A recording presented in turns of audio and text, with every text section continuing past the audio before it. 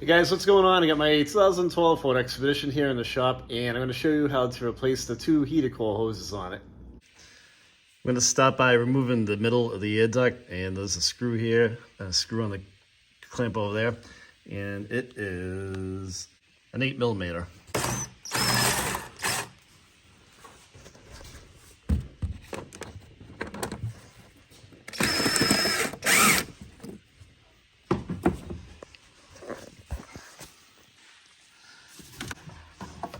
So here's one of the dormant radiator heater core hoses that we're replacing. This is the lower one, and here's the number for it. I'll put a link in the description of the video for this one. It has the quick disconnect ends on it, and you know, the metal fittings instead of plastic. And here is the upper heater core hose. Again, it has the quick disconnects on it. Down this end, and this other end gets warm clamped.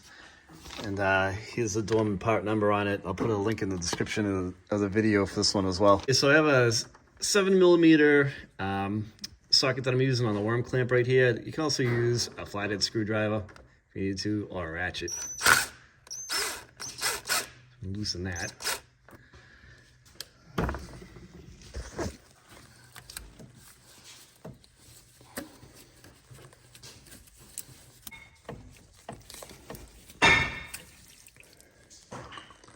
So on these heater core hoses, there are quick disconnects on the other ends of them. So there's one at the bottom, right down in here. They've got to kind of squeeze together. It's the same on the other side on the lower one. And it quick disconnects too to the heater core. And you want to be gingerly when you're dealing with the heater core so you don't, break anything on it, because that'll be a huge job.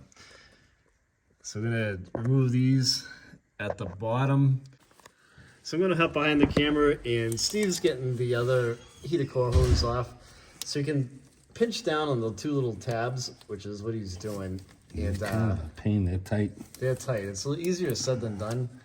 Yeah, I'm going to try and get maybe a little, they say you can just use your fingers to do these, but I just did it, and I got the bottom one free, and it took me like a half an hour of donkeying around with the thing to get it to free up. You know, the funny thing is, we're replacing this. So, to be honest with you, if we would have cut this little tab right here, that's what I was thinking. we really are not going to be fighting with this thing. Yeah, I was kind of thinking the same thing. And and then you got a squeeze tab down here too. So, because you can squeeze it with your finger, but it doesn't really feel like it's releasing. So it's not just me then. I was saving every word in the dictionary trying to get the other one off. Let's try it. So we're having a hard time getting these off, and so we've got new hoses, so there's really no need to kill ourselves too badly. Try and salvage this little piece here. Oh, we're gonna just... There we go. We gotta get that plastic piece off the white piece. Yeah, we can just pop this up here.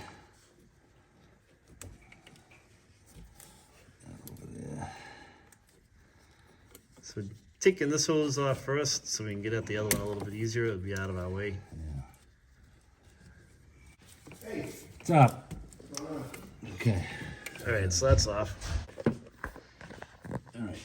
Now we can swivel this thing around and try and squeeze this connector in the position here where I can get my hand in here. I can squeeze the back side of it. It's just tough to squeeze both sides of it. Yeah, you can see the weight. And what we did on the other ones where we just cut them, and I think I'm just apt to do the same thing. I'm just not getting my hand in there to squeeze both of those clips down at the same time. And I can't really get my hand over the top here and reach down and then pull them. So I'm gonna cut that with the small cutters that get those little red cycle. Oh, here we go. Get them. Let's see if we can just cut this again. Doing that, Steve. Yeah. So we were getting these off, and the problem that we're running into was we couldn't really twist this on the tube easily to squeeze these tabs. Some of them, we took some small snips and we cut the things the tabs to get them off, and the tabs fit. You know, these tabs lock in here. And, you know, you're supposed to be, theoretically, squeeze these tabs in right here. You know, as you squeeze on the outside edge, these are supposed to come and release. So as you squeeze, this is supposed to do this. Well, 200,000 miles, I wasn't doing that. So, and I don't know if New England had something to do with it, but so if this was the heater core tube sticking out, we couldn't really get this to twist. So we had to fight this thing tooth and nail, and this back one on the right was real hard. So we sprayed the tube with penetrating oil and got it so that we could rotate the tube around, twisted it around. And then we were able to squeeze the tab.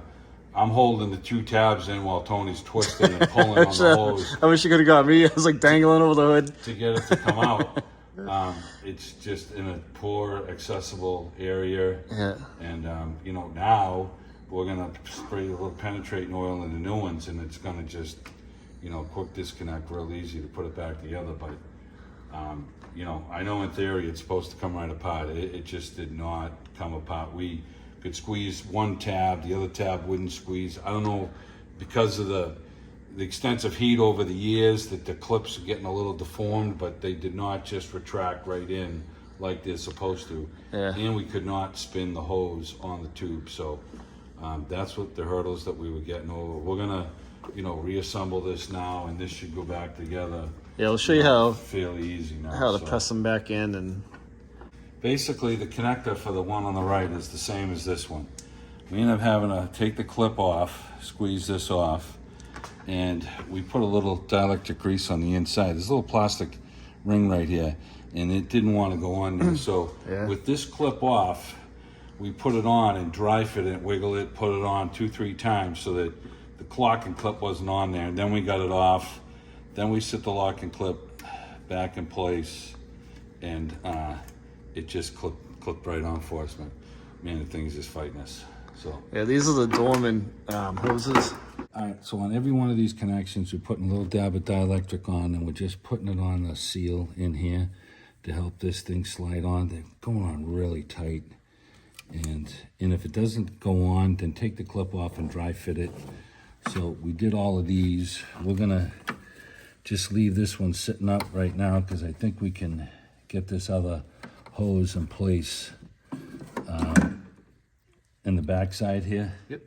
And we got one that goes on the back, and we've already pre-done these, pre-lubed all of these. So, you know, this should just fit. It should. It should just fall right in place. Nothing's fallen in place so far. Listen for a click. Oh, that one did.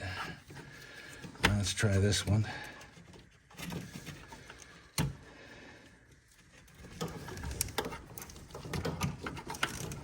That one did. Okay, so we have these. This one connects to here and there. So this one's going to go into the front one. All right. Didn't really hear it click, but I think it went in. Yep, that one's on. I'll roll this one over.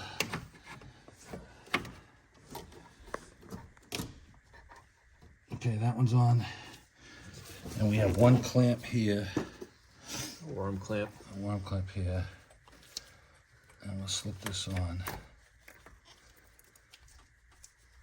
Was this clamping like this, or was it running around the other way? Was it going like this? I can't see what you're doing. Yeah, I believe so. Yeah, it was like that. I'm just trying to put it back together. Yeah. Like you were never even in there. Oh, I was in there. All right. So, yeah, you know, just had difficulty squeezing the squeeze clamps for the quick releases. So after you get this clamp tight, we're going to fill the colon up. We're going to pressure test it. We've shown you how to do that on other videos. And we have to we're going to plug our injector wire in right now in the back. Yeah, we undid that to get it better. We could not really get in there. And this thing has a clip that's, of course, it's right. Okay, it's right in the way. It's tight to that. But we just got to keep the wire out of the way here, okay, for the injector. Yep. For the, for the coil. So these have all clicked down. This is all clicked, and you know, you're giving them a little tug to make sure they're not gonna come off. And they've all quick disconnected on. We just gotta tighten this clamp, fill it, and pressure test it. That would be pretty much it.